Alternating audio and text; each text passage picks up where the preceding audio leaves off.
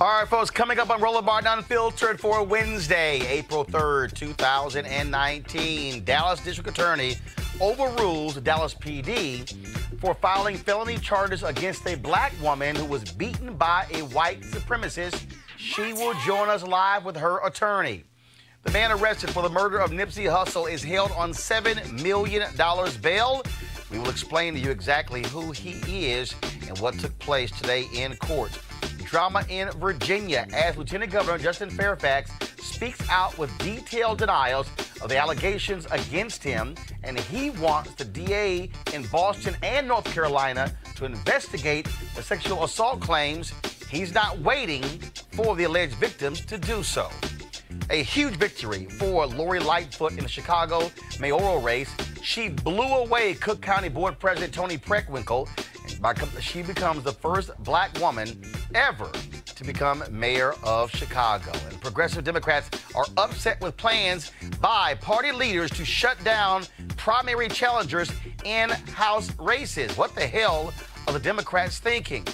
And a black owner of 3 television stations filed suit today charging another broadcasting company, the largest broadcaster in the country, trying to sabotage his stations. Yeah, he'll join us.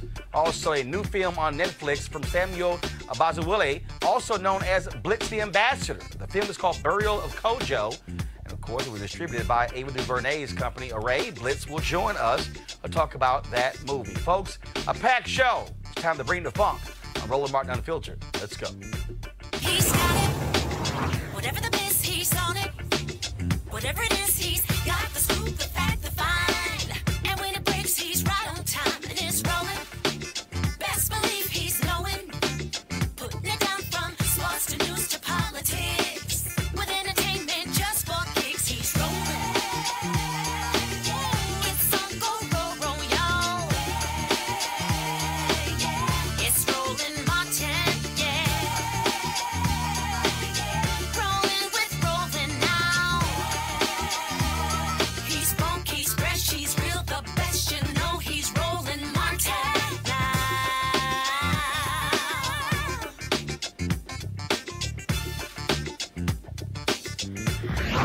Martin. All right, folks, on yesterday, Dallas Police Department filed felony charges against the black woman who was beaten by a white supremacist in Dallas. You might remember the video. We're warning you right now, it is traumatic video, and this is the video, again, of LaJanique Lee. I hope I pronounced that correctly. She's being beaten by Andrew Sheffield, folks. He was initially charged with misdemeanor charges, but because of the public outcry, look how he's just literally beating her, pummeling her. He was charged with a felony. Well, the Dallas the Dallas Police Department filed her felony charges because they say she caused damage to his vehicle after this took place. They say some $3,000 in damage. Late last night, I got a notice from the Dallas District Attorney's Office, an email stating they were aware of the charges and they would address it today. Well, they did. They dropped the charges. Joining us right now is Miss Lee and her attorney, Lee Merritt. First off, Miss Lee, hope I pronounce your name, please, the first name? LaDejanique, sorry. So I'm going to ask you first. First off, were you shocked to see Dallas Police Department file charges against you when you were the one who was pummeled, beaten by this white supremacist? I was very shocked. And when it happened, I mean, what, they said that you, damaged his car window or something along those lines? Yeah. When you, that night the event took place, what was crazy to me was that when he gets released after filing misdemeanor charges, you were still being treated in the hospital. Yes. And with this particular event that night that happened, can you explain to us, again, what took place? I mean, how did that even happen where all of a sudden you encounter him and then he just starts wailing away, beating on you? Hey, Roland, the district attorney, who hasn't had a chance to interview her yet, has asked that she refrain from sort of reciting the facts. She can talk about how she feels about the incident and, her physical condition, but she's not going to walk all the way through the facts, okay? So, but what we were told is that there was an encounter over a parking spot. He gets upset with her, and then he decides to, when she confronts him, he pulls a gun out in the encounter while she is trying to call cops, and that's when he starts beating her. Yeah, and that's exactly it. And that's the part that's not caught on tape is that she let a friend out of the car who was staying in a hotel across the street. The friend who had a few drinks took a while to get out of the car, and so she waited. And Sheffield waited until she was alone, until the friend was then into the hotel room, then suddenly approached her and told her that she was facing the wrong way down a one-way street. He actually obstructed her path and refused to move out of the way. When she drove around him, he followed her to the parking lot. And that's when someone noticed him berating her with racial slurs and profanity. It was the hotel clerk across the street, and he began recording. And the rest is what's caught on that video. So one, Dallas DA got the charges. Have they talked to you? Have they talked to you, Miss Lee, to apologize for charges being filed? I mean, people were shocked and stunned if they're coming after you when this is white supremacists who was the one beat the hell out of you. They haven't. No, they haven't. I was shocked myself, but they haven't came to apologize. In fact, Police Chief Renee Hall, since she learned that the DA's office threw out the charges, she doubled down and said she felt she did the right thing, which is really... I'm sorry, you're saying... Let me hold on. You're saying that the black police chief in Dallas believes that her officers did the right thing filing felony charges against Ms. Lee when initially the white supremacists had misdemeanor charges filed against him. That's right. And she defended the actions of the misdemeanor charges being filed against this man, despite him carrying a gun and despite the vicious assault that everyone is seeing now.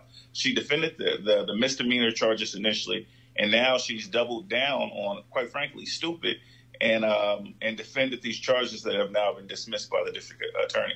What happens next? What's next in this case? Well, the district attorney, it is now in the district attorney's hand, and we're hoping for that interview that I mentioned a moment ago. The reason why Ms. Lee is not talking about the facts right now, once it gets to the DA and he interviews her, he can pursue additional charges. We believe that there was a racial motivation behind this assault, and that the DA will be able to present evidence of that to a grand jury, get an indictment, and then we get a trial date and hopefully see this to a prosecution and a proper sentence. All right, then. Well, first of all, Ms. Lee, last question for you. Are you still experiencing trauma, any pain, injuries still from that beating? Yes. You describe it. I'm having head pain. I have migraines every day. I have ear pain from he busted my ear, so I can't sleep on the left side because the pressure from my ear touching the back of my head, it hurts really bad. I can't eat, sleep sometimes. My eating is all the way off. Well, we certainly are sad that you had to go through all of this, and hopefully there'll be justice in this case. We certainly appreciate both of you joining us. Thanks a lot. All right, thanks, Roland. All right, I want to quickly go to my panel here just to get their thoughts about this. Again, this strange filing of charges against her and then them actually doubling down on it. Kelly Bethea, communication strategist, Robert Pattillo, civil rights attorney. Robert, that's sort of dumb if you're the police chief. Well, I would have to get more information, because if they hadn't seen the video initially, if they were just going by the statement. No, they filed the charges yesterday. That video's been out several days. Understood. Even if it was out of when they were making the charging documents, if they hadn't seen the video, they may have decided to charge both parties. So you need more information on that. Both parties were not charged. What initially happened was the video was out day one. He got charged after the video came out. He got charged misdemeanor, goes in jail. Outcry, how in the hell is this guy? Because a lot of racist comments online. He gets put back. They rearrest him. They file different charges against him. Then he, of course, makes bail again. Yesterday, they decide to file charges against her. Last night, around when we got off the show, 7 p.m. Eastern, I had an email from the Dallas District Attorney's Office saying they were made aware that Dallas police that day had filed charges. They said, we'll address this issue tomorrow. Well, this is part of the reason that we have two parts of our prosecutorial process. You have the police, which investigate and arrest, and then the district attorney's office has prosecutorial discretion as to whether or not they're going to pursue charges against the individual. I think the more salient point is that this sounds like it fits perfectly into the 2010 expansion of hate crime laws, and this should be pursued by the federal government. If somebody's making racial slurs while attacking somebody because of their perceived racial or gender identity, that falls clearly within the hate crime statute. And even we've seen the Dallas, both police department and district attorney's office have issues on racial issues. We have everything from Botham Jean to the Dallas shootings from several years ago. So this may be something that should go in their federal purview. Of course, Kelly, we also there's a new black district attorney in Dallas, John Cruz, who beat the previous black female DA. Just your thoughts on this? I just think it's disgusting how black women are treated in this country, much less Dallas, Texas. Specifically regarding the hate crime aspect of this, I agree with panelists here regarding just the steps needed to be taken in order for this to actually get to a hate crime status regarding charges. My thoughts immediately go to what happened in Maryland recently within the past 2 years, the case of Richard Collins III. Yep. That was another case in which a white guy out of nowhere just stabs someone from my alma mater and kills him 2 days before graduation.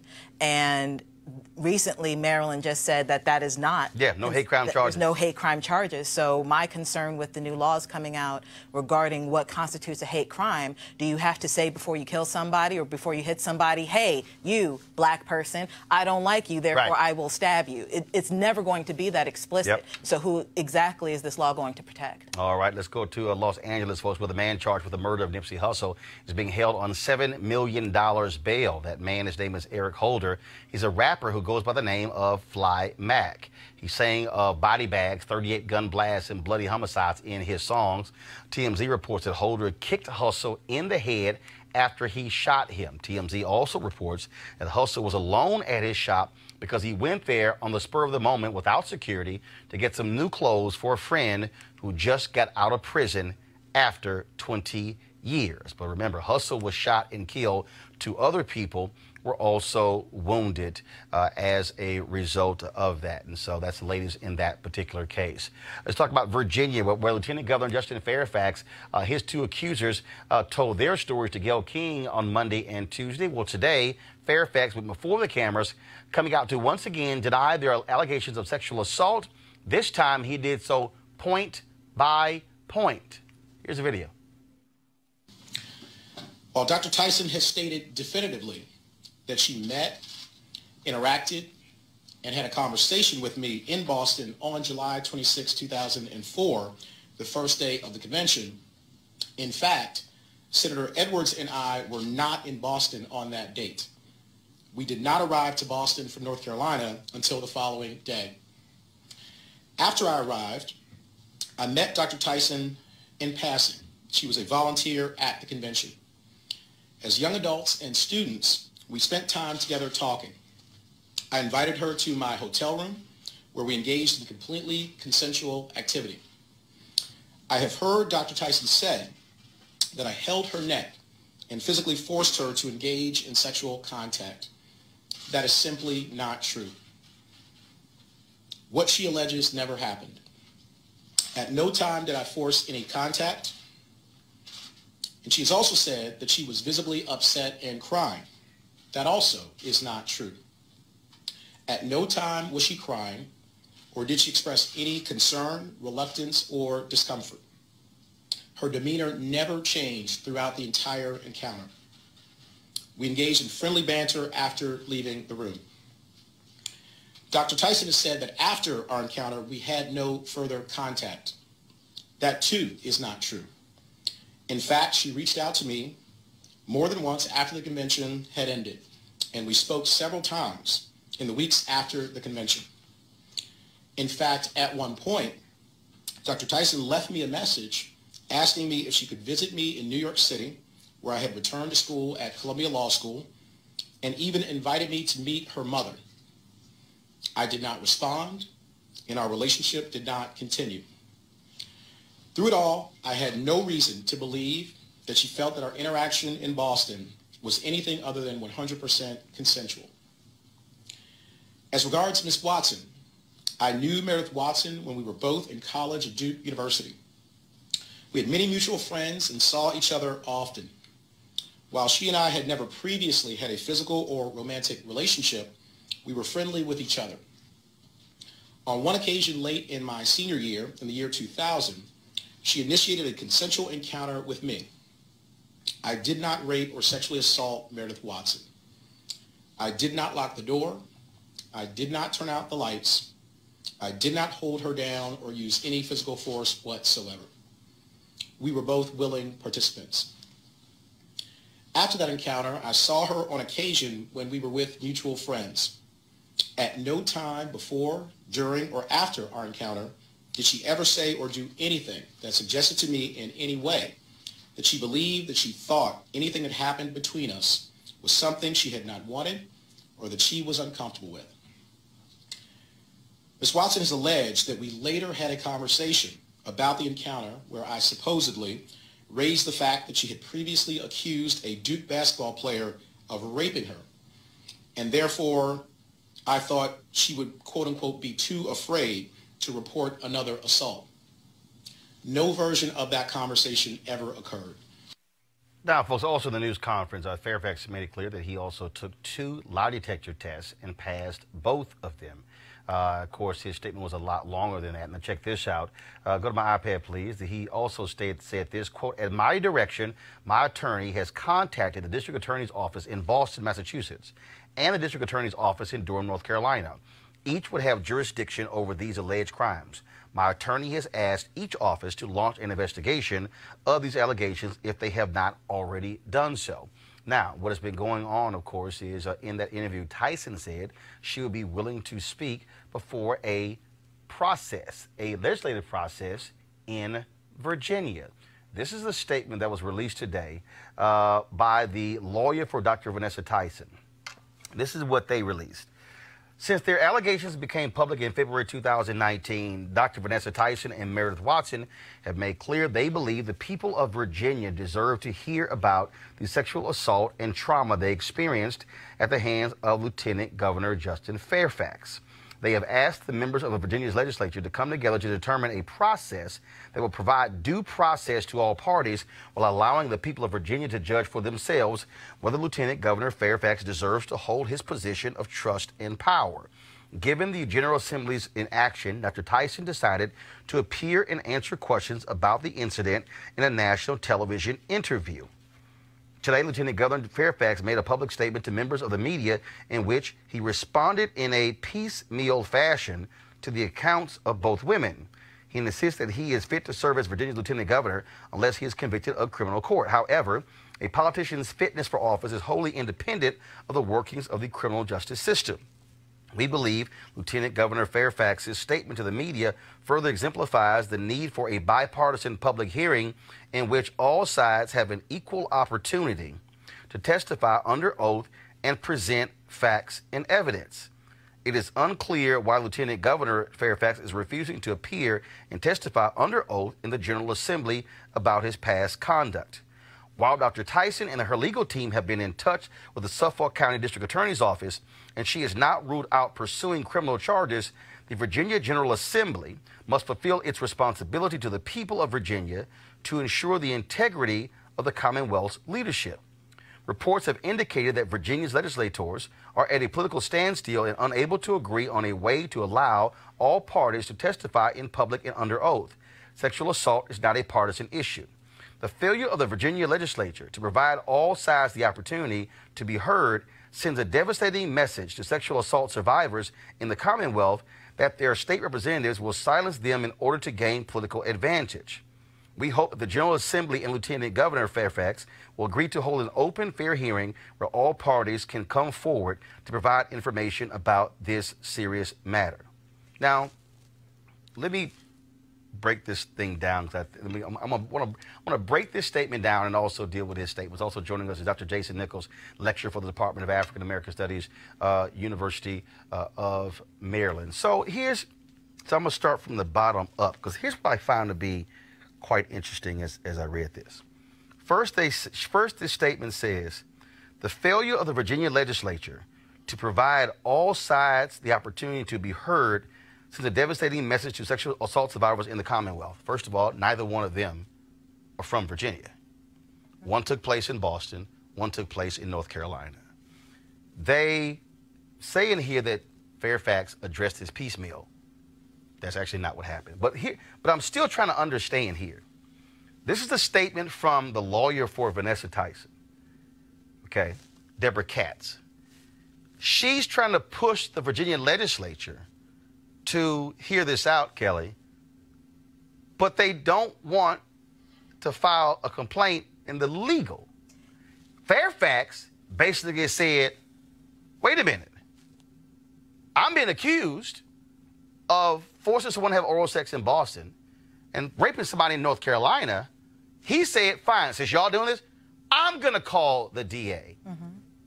I'm still sort of stuck on this, that the lawyer for the women don't want a legal investigation. They want a political discussion. And they even said in here to allow facts and evidence to be presented. No, hold on, go back. We believe Lieutenant Governor Fairfax's statements to the media further exemplifies the need for a bipartisan public hearing in which all sides have an equal opportunity to testify under oath and present facts and evidence. Kelly, why wouldn't you present facts and evidence to the district attorney who prosecutes? My question is, are there really facts and evidence at all when it hasn't been to court yet? That's the nuance here that I'm not understanding. This is a very peculiar situation. I've never seen anything like this. And like you said, the fact that Fairfax is actually saying, hey, I actually want this to be prosecuted in court, real court, so that he can be legally cleared of this, I think it sounds like they want him tarnished on a political end and not actually prosecuted, because maybe they don't have a strong enough case for actual prosecution, but maybe just enough in the court of public opinion to actually do some damage to his reputation. I am not one to say that I don't believe a rape victim. I'm not saying that whatsoever. I'm saying that this is strange, period. Robert, you're a lawyer. How are you looking at Well, yes. you know, I've always been on the record, believe women. It's time for us to listen to women. Absolutely. It's time for us to give these women a voice and to be Hold on, heard. you say on the record. You say on the record to listen to women and believe, or listen and then see what happens? Listen, investigate, and give them credibility, because too often in the past it was dismissed offhand. Right. And that's what prevented women from coming forward with these allegations. In this particular case, the statute of limitation in Massachusetts for sexual assault and rape is 16 years. That'll be in 2003. This is still within the statute of limitations. Right. If they wanted to file criminal charges in Boston, they could do exactly that. And in fact, the Suffolk County DA was a black woman. She came out in February and said, if a complaint is filed, I will investigate. In mid-February, Tyson's attorney said they were going to meet with the DA. They've yet to do so. But it's interesting that they would release this statement demanding a legislative hearing to present facts and evidence, but not file a complaint. Well, I think the reason they chose that path is that it's unprovable in the court of law. You're never going to get to a beyond a reasonable doubt between what happened in a bedroom between two people with no physical evidence, no physical violence, no recordation thereafter. Most people don't take notes and keep a ledger of what happened after sex, and I think that's why they're not going to a district attorney. So, now you got to ask the question. Again, reading that statement again, it sounds to me, reading that statement, they're saying, we want court of public opinion. We don't actually want to file a legal complaint. We want the court of public opinion to determine whether or not he should go. Well, the issue is that they cannot prove this in a court of law. That there's because there's no DNA, no physical evidence, no witnesses, no letters, emails, text messages, social media posts, anything along those lines from 2004 that could prove this in a court of law that there was any incident that took place. The lawyer's position is to have this testimony go forward, much like in the Kavanaugh hearing, where there was no criminal charges filed, but they do want their story told in public. And she was the attorney for Christine Blasey Ford. Mm-hmm.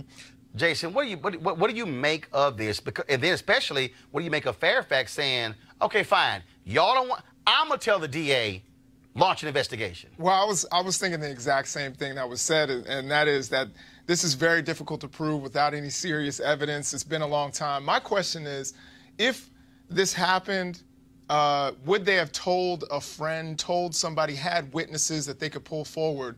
And as far as the political damage, I feel like it's already been done. I would honestly, if I were Justin Fairfax's friend, family member, I would tell him to step down and perhaps do something else. Why? This has been, I'm sure trying for him, trying for his wife, trying for his family. But why would you say step down? His reputation has been tarnished. But I'll ask both of you, as men. If you were accused of this and you were adamant you didn't do it, your name it's already there. Why wouldn't you fight? Why wouldn't you fight for your name? Well, because I don't want to be on camera detailing off my sexual activity from college in front of a national audience for a panel of people to be breaking down. But it's already happened. So what I would do is I would step down. I would then go through the process of clearing my name. I would take the polygraph test. I would go to the DA. I'd get all of my records together, showing that all the proof that I can, and present that to the court of public opinion, and then come back. Okay, where would you present it? Sit down with Gayle King like everybody else does. No. Sit down with Oprah like everybody else. Kelly, here's why, to me, that doesn't fly. Because the moment he resigns, no discussion. Maybe, maybe not. I think if he resigns, it's okay. First of all, on their side, we got what we want. We're good. Mike Espy, when he went on trial, he had to resign as the Secretary of Agriculture under Bill Clinton. They said he accepted bribes, Super Bowl tickets, things along those lines. He had to resign. Went to trial. Was acquitted. First thing he said was, where do I go to get my name back? He said, where do I go to get my name back? He ran for United States Senator against, I forgot what her name is, in Mississippi. They were still accusing him of accepting bribes, even though he was found not guilty in a courtroom. Where do you go? And I understand that predicament, but at the same time, the situation in which you just described happened a while ago. We are now in a space and time, especially with social media, where you can kind of control your narrative a little bit more than just relying on the big networks. So when it comes to Fairfax, I think your example regarding Kavanaugh is even different from the Fairfax situation, because Kavanaugh... Which example? When you were saying how the lawyer... No, I was simply stating a fact. The lawyer for Tyson is the same lawyer for Christine Blasey Ford. I thought you were making... They have the same lawyer. Oh, okay. Well, even in that situation, Kavanaugh was trying to get the seat, as opposed to Fairfax, who is trying to keep his seat. So I think in that situation, it's a little bit different in that kind of hearing was a little bit more appropriate, because she was trying to prevent him from getting a role as opposed to taking him out. Roland, and also, I'm going to read this here. This was a tweet that was sent out by Catherine Watson, who is the White House correspondent for CBSN. Justin Fairfax, and see, this is why, for my deal is, no, I'm going to stay here and fight. She said, Justin Fairfax is basically saying that women accusing him of sexual misconduct should stay in their place, quiet and out of the public eye. But this was the quote she used from him. I do not believe the national television appearances or legislative hearings are the right vehicles to get at the truth. That's not what he said. He didn't say stay in their place, stay quiet out of public eye. If I'm Fairfax, and first of all, the governor of Virginia can only serve one term. He was going to be the favorite to be the gubernatorial nominee in Virginia. The reality is, you've already put it out there. You're accusing me of rape. You're accusing me of forcing you to have oral sex. In the public's eye, a resignation means I'm guilty. If my name has been so tarnished and I can't run for governor in 4 years, then damn that, I'm fighting. My deal is I'm not going anywhere. If someone accused me of something and I absolutely believe I did not do it, I'm not going anywhere. I'm going to fight for my name just where I am, because I busted my butt too hard to get to where I am to then scurry off to go somewhere else. Now, I get folks say, hey, but at the end of the day, if you already tarnished my name, hell, I'm staying right here. I dig that, Roland, but at the same time, we saw I think your example of Mike Espy is a good one. Mike Espy went away, chilled for a minute, came back. No. He didn't go away and chill. That was a court trial. Right. Y'all just said you're likely not going to have a court trial. So if that's the case, that means a Fairfax can't go to a courtroom, and if I'm found not guilty, I can stand up and say the people said I wasn't found not guilty. But let's remember, Nate Parker was found not guilty, and then people that torpedoed Birth of a Nation when people said, yeah, although you were found not guilty, we still think you did it. So it's one of those things that people, it's just like if you settle a case. You know, you settle a case, folks still say, oh, yeah, you settled, but I think you're a pedophile. And so it's one of those things where I'm just saying, if that was me, and you accused me, and I didn't do it, oh, hell no, I ain't going nowhere. We gonna fight. But well, number one, not guilty does not mean innocent. R. Kelly got found not guilty. Precisely. Right. So that's, which is my point. So what you just said is that even if you go through a trial and found not guilty, you will have people who are saying you still did it. And so if I quit, I'm basically giving you what you want.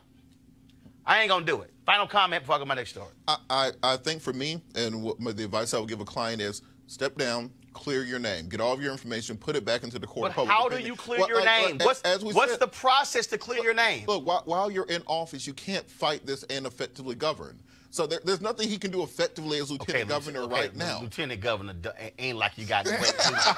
Okay, you ain't got that many duties. Kelly, go ahead. I mean, you ain't got that many duties. Let's just be honest. Okay. You don't know what Virginia. No, you don't. Okay. It's a part-time position. It's not even a full-time salary. Fair. He has 2 staffers. And that's fair. That ain't I got more than 2 staffers. You do. Because you have a full organization. I got 3 staffers in Chicago. Fair. I ain't even counting the people here. But go ahead. I agree with my panelists here in that I personally would step down because it really is a damned if you do, damned if you don't situation. But at the same time, the damned if you do, in that case being the situation in which you step down, again, you control the narrative a lot better and a lot freer than you having to be restricted by whatever the rules therein of, you know. What rules? Whatever Virginia has regarding press on behalf of the lieutenant governor. There are no rules. There are no rules. No, there are no rules. You can talk. You're not restricted from anything. And in fact, I think you're actually in a better position to defend yourself where you are. Jason, go ahead with your final comment. No, I would say that Justin Fairfax in some ways is taking the right road and saying, look, I want this to go to court. I think that's actually a good way of going about it. But staying as lieutenant governor, I think, does damage to probably a lot of the causes that he wanted to fight for in that position. So if it's not really necessarily just about him, it's also about the things that he wanted to advocate for. His name right now and everything that he is attached to is going to be brought down. And I think that's... And guess who hasn't left? Governor the blackface governor and the blackface attorney general. Well, you know we already are held to a different standard. No, damn that. They need to go too. But if you look at the polling data in Virginia, that's not what the folks in Virginia are saying. So we'll see exactly what happens in Virginia. Oh, I'm just saying, you accuse me of something I ain't do it. We're going to fight until hell freezes over, then we're going to fight on the ice. Going to a break. We'll be back in just a moment. Roland Martin Unfiltered. You want to check out Roland Martin Unfiltered?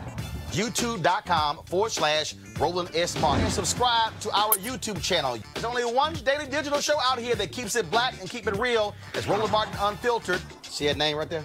Roland Martin Unfiltered. Like, share, and subscribe to our YouTube channel. That's YouTube.com/Roland S. Martin. And don't forget to turn on your notifications so when we go live, you'll know it.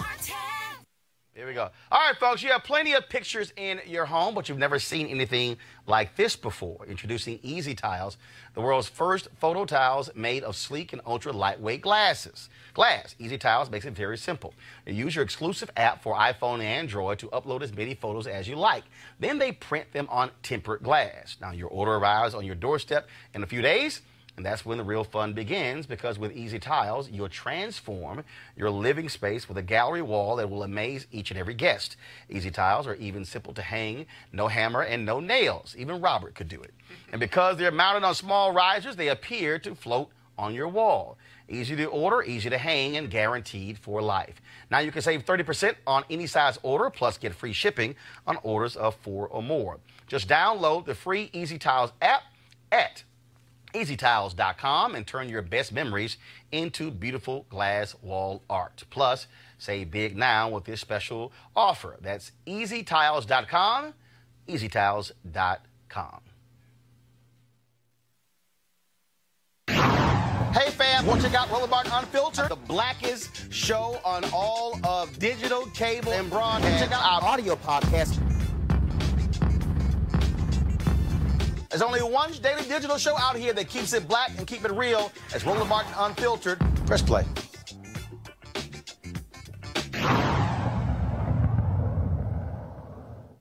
All right, y'all. Lecture day yesterday in Chicago, and Lori Lightfoot, she is now the new mayor of Chicago. She, of course, corporate lawyer, also worked in public space under Rahm Emanuel. She blew away Cook County Board President Toni Preckwinkle 73-26. She beat her ass like she was precious.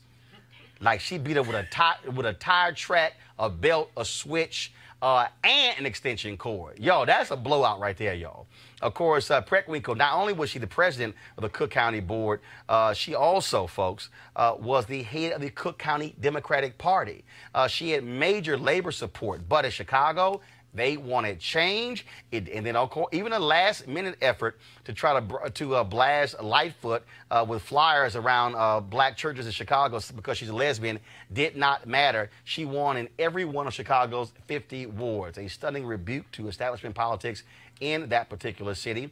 And today, Reverend Jesse Jackson Sr. insisted both of them attend a unity rally to ensure that people understand that you have to move forward together, because also what's important, Preckwinkle will still be the Cook County Board President. Lightfoot's going to be mayor. They're going to be on opposite ends of the same building. Here, of course, is some of that unity rally. So we don't have the video of it, so I thought we had the video of it, so I'm going to try to pull up in a second. It was pretty cool there. Now, folks, let me go here. It was very interesting. It's very interesting to see what's happening here. Change, it was clear change. And even you had some young black activists, BYP 100 Chicago, they were saying that Lightfoot, that, you know what, she called for some of the closed schools to be turned into police academies. They felt that she be too much about the police. Did not matter. To have that wide of a margin says a whole lot about how people felt in the city, even though 65% of the city's 1.6 million registered voters did not vote. Well, that's the point I was going to make. I lived in Chicago, went to law school in Chicago, Kent College of Law, lived right there in Hyde Park. And what we saw during the primary leading into the final part of the election was all of the progressives got together and beat each other up so much that you ended up with people who didn't represent that agenda being the final two candidates. She came in first in the primary, which was also stunning to people. You had so many people in that field, and something that the Democratic candidates for president can take a look at. The fact that we have that many people cannibalizing each other, you end up with a result. Instead of unifying behind one candidate, you end up with a result that people don't support. You have 300,000 people out of this population in the city of Chicago who voted for Lightfoot. About 150, 160,000 voted for Periwinkle. What she has to do is go to those disparate parts of the city, go to those, build coalitions with those candidates who did not win, listen to those voices, listen to those agendas, and then find a unity message going forward. The first thing that, the first press thing that came up today from her was, we have to prosecute Jussie Smollett. Like, no, get out there in the streets, find out the things people care about. Right, understand the things that ain't the first thing. 3,000 people got shot in Chicago last year, and you talking about Jussie Smollett. Right, I'm just saying that ain't a win and one.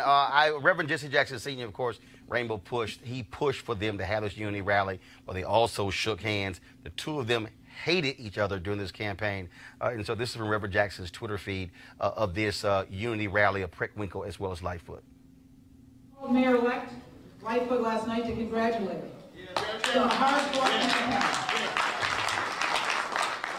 And I pledge to work with her. I want to thank all of the folks who came out yesterday to vote in our elections. I want to thank in particular the volunteers and staff in my campaign. We have some real challenges ahead of us in our county and our city. And I look forward to working with Mayor-elect Lightfoot to address those challenges. Thank you. I will, of course, begin by congratulating and thanking President Preckwinkle on her candidacy. She deserves our respect. Yeah. And she will have my personal commitment. She and I share many of the same policy goals, from criminal justice reform to living wages to equitable investment in our neighborhoods. And while this was a spirited campaign, those shared values will serve us well as we work together for the good of the city and the good of the county. All right, Kelly. Historic. First black female mayor of Chicago. And I think that's the biggest accomplishment, so to speak, from a social standpoint that's going on here. I, for one, am happy to see that. I'm a little bit surprised considering the internalized homophobia of the black community, the fact that this happened. Oh, white folks homophobic too. That too. Let's not act like black people are somehow pathological. It's white global. folks homophobic too. It's absolutely global, but I can only speak for who I'm a part of. I can speak for white people too. Okay. We know what they do. Fair. They live here too. Absolutely. Jason. Yeah, no, I would agree. I think it was amazing. It was probably the most significant election that we've seen since Harold Washington. The fact that you had two black women, and to look at them, two black women with natural hair going up against each other, I thought it was fantastic. However, I think Lightfoot just outgrinded Preckwinkle. You know, she went to every part of the city. She just didn't focus on the black community, and that's why she won. Well, but first of all, you compare those two. The black turnout for Harold Washington was almost 90%. Right. The turnout here was woeful. Yeah. Let's talk about Ferguson, where Michael Brown's mother, she ran for the Ferguson City Council and lost. She came in third in the three-way race. The winner was another black woman, Fran Griffin, who had been organizing for the last 5 years in Ferguson. So we certainly want to congratulate Fran Griffin on that. And again, it's about folks running. Now, let's talk about Democrats. The DCCC, they don't really want that. The Democratic Party establishment, they want people to, like New York Congresswoman Alexandria Ocasio-Cortez, frankly, to never run. Of course, she won her seat by beating Joe Crowley, a longtime incumbent, but the DCCC, Democratic Congressional Campaign Committee, which governs, of course, wanting to elect incumbents, they passed a new rule that makes it perfectly clear, if you work for any candidate who's opposing a challenger, you can't get a contract. Oh, AOC, as well as others, including Ayanna Pressley, who upset an incumbent in Massachusetts, saying, have y'all lost your mind? A lot of the new freshmen in Congress are a result of folks challenging incumbents, people who raised small amounts of money, who did not have endorsements, who did not get lots of praise from incumbents. They are saying this makes no sense and it is wrong. And frankly, I agree with them. I think the Democrats, first of all, I get the DCCC's position, but I do not think you penalize somebody who works for an incumbent, because the very same incumbents who are now there, you want them and their votes. You want them raising money. Okay? Democrats, they want Cortez, and they want Ayanna Pressley and Lauren Underwood and Ilhan Omar out there because they have brought a new energy to the party. DCCC, this is stupid and shameful. Well, I think old people are stubborn sometimes. And when you have that old folks club, that old folks group, people 70 or plus, when you see all these they young start people, getting old, coming in and shaking up things, they forget that they were at one point in time those young insurgents. Yes. If you look at the 1977, 1976 congressional class, you had John Conyers, you had Maxine Waters coming in to shake up the system. But when you get comfortable, when you become part of the establishment, you know, there's that line from Batman. You either die a hero or live long enough to see yourself become a villain. Many of these people have grown to become that villain. Mm-hmm. I think that is one of those situations where, especially with the DCCC, what they're doing is becoming almost dangerously close to kind of this old white man club by doing something like this. Because who's coming up? People of color, women, LGBT community, and the like. Everybody who's considered a minority, those are the people who are, fighting after these seats. And it's because of people like AOC, Ayanna Pressley, Ilhan Omar, that they feel encouraged to do so. So now you're in a situation where you can't do that. Yeah, I would agree. And I would say that, just kind of what was alluded to earlier was I think it's also old black folks. It's not just old white folks. People just out of their cold, dead hands. First of all, anybody. They don't want to let go of power. If you in office, you ain't trying to you ain't trying to lose power. And so that's what this is. This is their job is to protect incumbents in seats. But I'm sorry, you don't own that seat. Right. I think maybe, I'm not totally against term limits. I've thought about, perhaps some of these people need some term limits. Well, the issue here is not really term limits. The Right. issue here is you saying we're going to penalize somebody who works for a campaign. So they are threatening, if you work for a challenger, you are risking never working for us again. And to me, that's wrong. So the DCCC should change this. You can support incumbents all you want to, but to literally threaten folks who work for a challenger, that to me is dead wrong. We believe in the importance of black-owned media. That is black folks owning media, whether it's television, radio, newspapers, websites. Well, today a lawsuit was filed by a black owner, Pluria Marshall, who is suing Nexstar, saying they sabotaged his efforts to actually run the 3 stations he bought from them several years ago. Now, we reached out to Nexstar for comment. A spokesman gave us this statement. The allegations made by MBG in this lawsuit against the company are spurious and without merit. The company intends to vigorously defend itself regarding this matter in a court of law. Joining us right now is Pluria Marshall. Pluria, how you doing?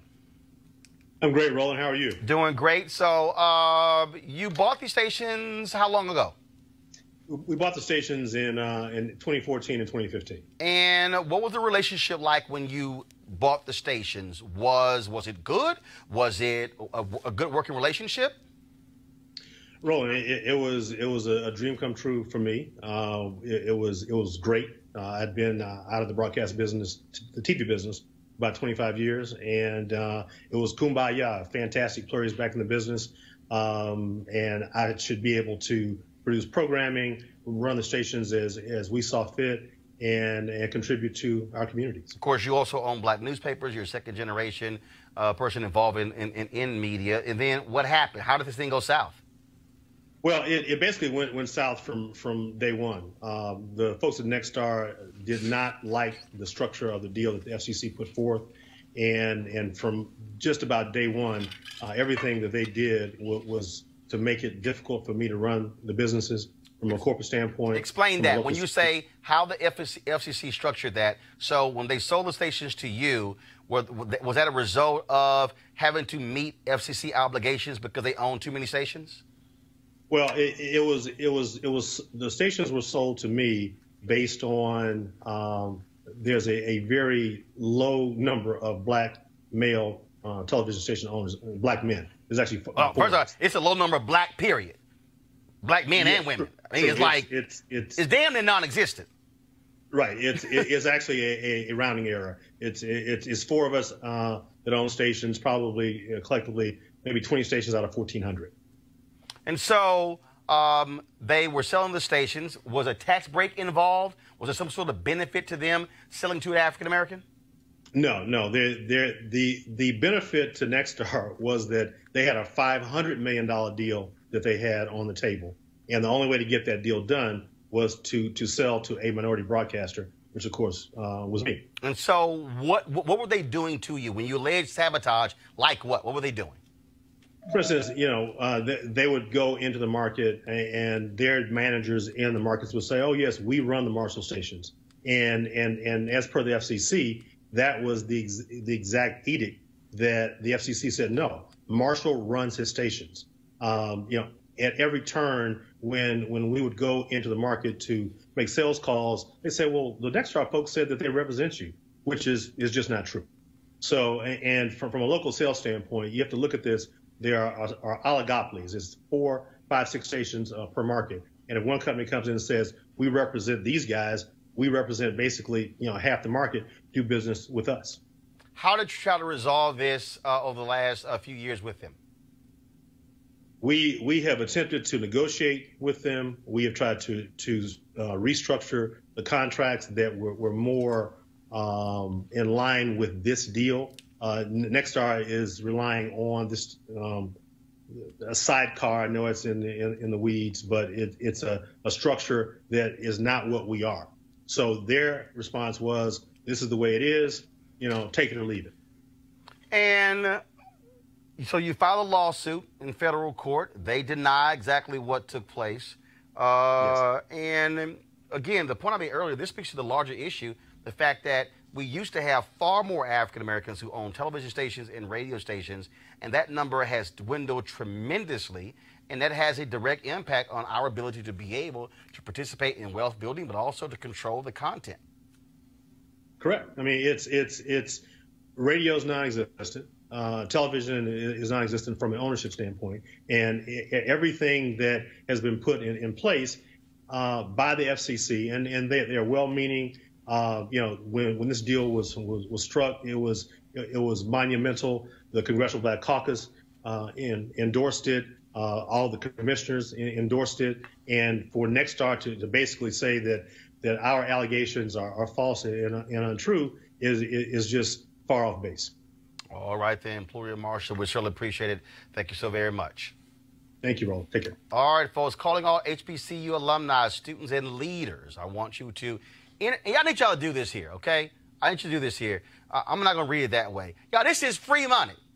This is free money, and we need more people to actually go to this website to sign up to help your HBCU. You can enter the Ford Motor Company HBCU Mobility Challenge and win $25,000 for your school. Now, building on the long-term support of HBCUs, Ford is looking to improve mobility in HBCU communities through innovative solutions. Now, the winning program will receive a grant of up to $25,000 to implement their proposal. The deadline was March 31st. It's been extended to April 15th, 2019. So go to this website, fgb.life, for more information and to apply. You don't have to go to that HBCU to apply. You actually can sign up your own school or your favorite school or one near you, the one you support. And so please go to fgb.life, fgb.life for more information and to apply. And remember, Ford goes further in our community. We certainly appreciate them being a partner here at Roland Martin Unfiltered.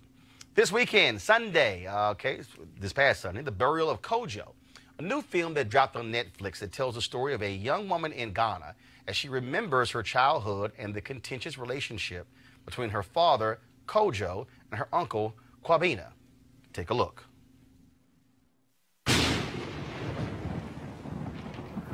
The story of my childhood is a strange one. So strange that most people find it impossible to believe.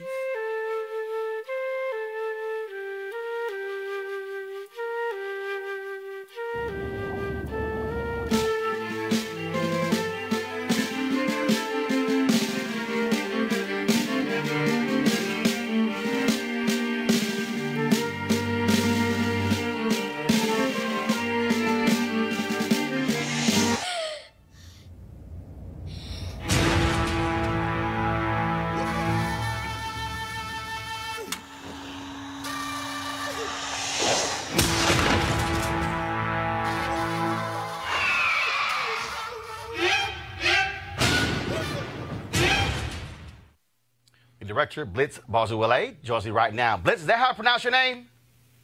Yes, sir. All right, I'm just making sure. All right, then. So you've done this movie without a studio, obviously, without a lot of marketing. And what we have seen because of Netflix, really the opportunity for directors like yourself to really be able to show their wares, show their talent, and tell their stories to a worldwide audience. No, absolutely. It is a game changer in terms of people who have been marginalized and haven't had an opportunity. The studios really controlled everything that got distributed for a very long time. And so especially work that were either from the continent or foreign films, I still call it, never really stood a chance. Obviously, with Netflix, it's become a lot more democratized. And obviously, with someone like Ava DuVernay, who is in there blocking for us, it also makes it an amazing opportunity. We have seen an increasing number of stories coming out of the continent of Africa. Now, obviously, last year with Black Panther, folks making $1 billion worldwide, telling the story of this fictitious African country. The thing that I still think is important is that it was, as the sister Dana, who played in Black Panther, said, the Image Awards this weekend, she said it was the African diaspora that made Black Panther so well. And so, but with 2/3 of the world being people of color, you have the ability to really tell your story and to be able to generate attention and tell more of these stories. Yes, absolutely. And I think the key thing that's changing is our access to technology, which I think for a very long time was a huge barrier to entry. You know, you can have a good story, but if you didn't have the access to create the work, you stood no chance. Now, you know, things have changed drastically in terms of access to the cameras that are necessary, but also the technical know-how. And I think that has inevitably evened the playing field. Now, as it concerns, you know, our global diaspora being supporters of the work, I think for me, I know that the barrel of Kojo's success is hinged on the diaspora. We took the film to Brazil, which is, you know, the largest Black population outside of the continent in terms of countrywide. And the response that was amazing. And, you know, of course, we routed it through the U.S., and that has enabled us beam it across the world. And I think that's one very key difference between then and now. Jason. So, Blitz, congratulations on the film. It looks amazing. I can't wait to go home and watch it. Now, you're blazing new territory. Who were your influences to get into film? So, you know, there are a few legends back on the continent, some of whom are in the diaspora as well. So, Haile Gerima, who is a phenomenal filmmaker from Ethiopia, Absolutely. But he's a Howard professor, is one of my huge influences. Spike Lee, you know, Spike is who taught us that, you know, you can have an inward gaze and you know, represent your people with grace. And he was the first one that I saw also have this amazing ability to communicate, not only in the work, but also in the marketing of the work. So, you know, Spike is a huge inspiration for me, and I'm sure for many filmmakers across the world. Kelly? How do you plan on making sure that people like you and younger than you actually have the same opportunities as you after the huge success of your film that I'm sure will happen? Well, it's about sending the ladder back down, you know, and Ava has proven that time and time again. And I'm a beneficiary of her saying, it's not enough for me alone to be in this space. It is not enough for only African Americans to have this space. It's not enough for only continental Africans to have this space. It's important that all marginalized people have this space. And I think that has been an amazing feat. And I haven't seen anyone be that consistent. And that has been a huge inspiration for me. I personally also run an organization in Ghana called the Africa Film Society.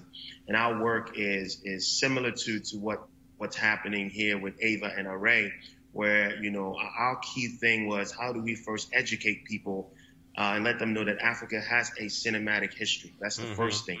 Because most people go to universities and have no idea that Africans have made films from the 60s onward. And so that's the first thing. The other thing is how do we preserve this work that already exists? And how do we get that work beamed across the world? So that's what we do with the Africa Film Society. And the goal is that through that, we will create opportunity and that more awareness about African cinema just globally. Final question, Robert. For about a generation, people in the diaspora were bombarded with negative images and iconography about Africa, and for that reason, disconnected from their people. They built up a certain level of prejudice towards people from the motherland. How does your film help to break down those prejudices, and how do you plan to reach out to people, particularly in America and as you said, Brazil and other locations, to break down this stigma and get them more interested in African films? Well, I mean, listen, African cinema in general is probably one of the strongest mediums in the world. It unlike, say, literature, unlike, you know, fine art or music, it has the ability to build very direct empathy, or has the ability to create heavy bias that, you know, based on what you view and based on what you take in, you form your opinions on a group of people. And there has been no secret that as it relates to the continent, there has been a very concerted effort, and it has been longstanding, to create these very derogative images of us. And even it goes on today. Most of the films that you have seen or heard from the continent revolve around war, famine, and everything in between. And for the burial of Kojo, we were very clear about the fact that this was a huge opportunity to, for the first time, people see the continent in its beauty and its glory. That's number one. The second thing was, you know, we were very critical even about the proximity of the camera, because a lot of times when you watch African films, they feel so distant. You don't really build the kind of empathy and connection with characters.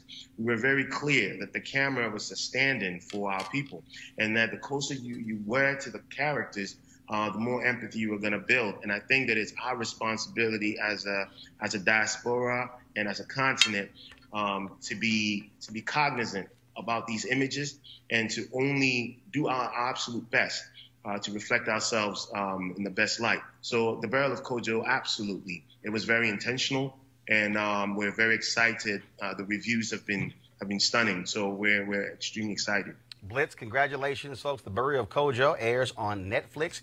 You can watch it right now. Blitz, thanks a bunch. Good luck. Thank you very much, Roland. It's a pleasure. All right, thanks a lot. Again, folks, also want to thank Jason, want to thank Kelly, want to thank Robert as well for joining us and all of our guests. Look, also that we talked about today is why we do this show. There's no other show like it. You're not going to have this much black news being talked about anywhere else. And I would out dare say there's no other show you can actually find 3 black people on set at the same time talking about public policy, because, you know, they always have 1, maybe 2 of us, not 3 at the same time. And so y'all want to go to, yeah, because when Jason's on Fox News, that ain't going to happen. Just letting y'all know. You want to support Roland Martin Unfiltered, please join our Bring the Funk fan club. Go to RolandMartinUnfiltered.com. Use the Cash app, use Square, use PayPal. And look, a lot of you are watching right now on Periscope, on YouTube, on Facebook. I keep trying to tell you, we have to fund our own freedom. We are not going to see these stories elsewhere. I doubt you're going to see CNN or MSNBC or Fox News interviewing Blitz about burial of Kojo, while we have to have our own media. So we need your support as well to do so, to make all of this possible. Literally, if all the people who literally are watching right now, you will actually double the number of folks who've already joined our Bring the Funk fan club. Had a brother today who gave $2 on the Cash app, and he said, that's all I got. I said, every dollar counts. And so whether it's 2, 10, 50, 100, 500,000, doesn't matter. You can give monthly, you can give yearly as well. But we have to have a place where we can have our own conversation, tell our own story. And as the first black newspaper, Freedom's Journal, said in 1827, we wish to plead our own cause. Too long have others spoken for us. Now, as you just heard from him, because of digital media, we can speak for ourselves. So go to RolandMartinUnfiltered.com. Join our fan club. Tomorrow, we're going to talk about Joe Biden. He released a video today apologizing for being in people's personal space. Is it that big of a deal? Also, in Tennessee, Republicans doing more BS, trying to penalize groups who register people to vote. We'll talk about all that tomorrow. Y'all know we're going to bring the funk. Holla!